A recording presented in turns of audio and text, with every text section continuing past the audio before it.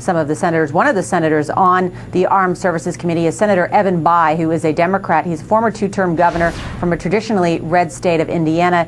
He's considered a centrist and a member of the Armed Services Committee, who is a moderate.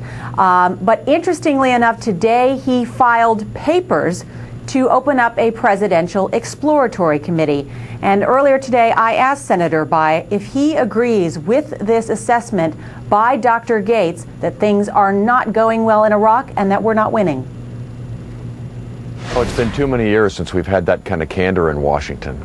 He also said that he understood that it was important for the Iraqis to make the hard decisions themselves. Without that, there was no military answer to this. We can't solve this for them. So I think he's right about all that, Nora. The question is, does the President of the United States understand all of that? Because the decisions will ultimately be his.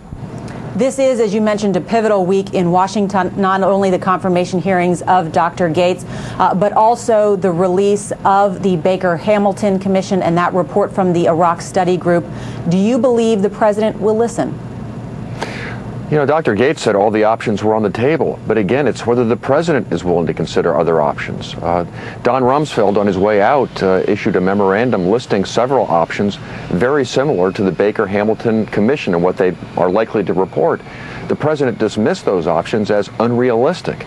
And so I'm concerned that while Mr. Gates may understand what's going on, and even Don Rumsfeld at the end was trending in a different direction, the President of the United States may still not grasp the essential reality in Iraq and what we need to do to extricate ourselves.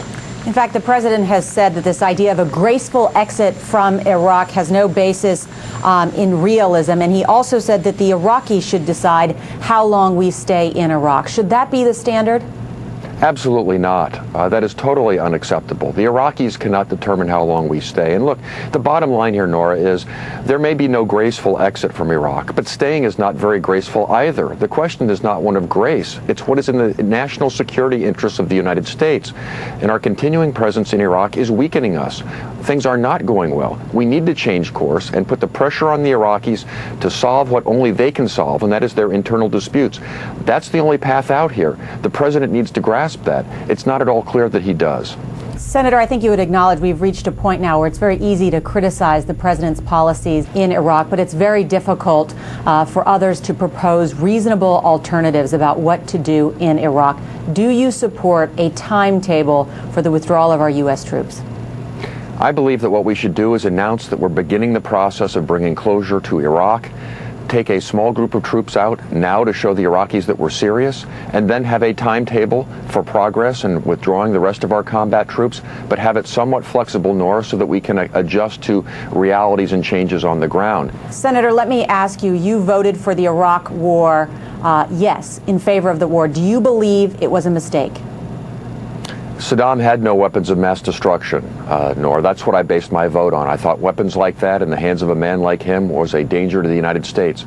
Knowing that he did not have those weapons, I would not cast the same vote, no. Let me ask you, today, of course, you have filed papers to set up a presidential exploratory committee. Why do you want to be commander-in-chief?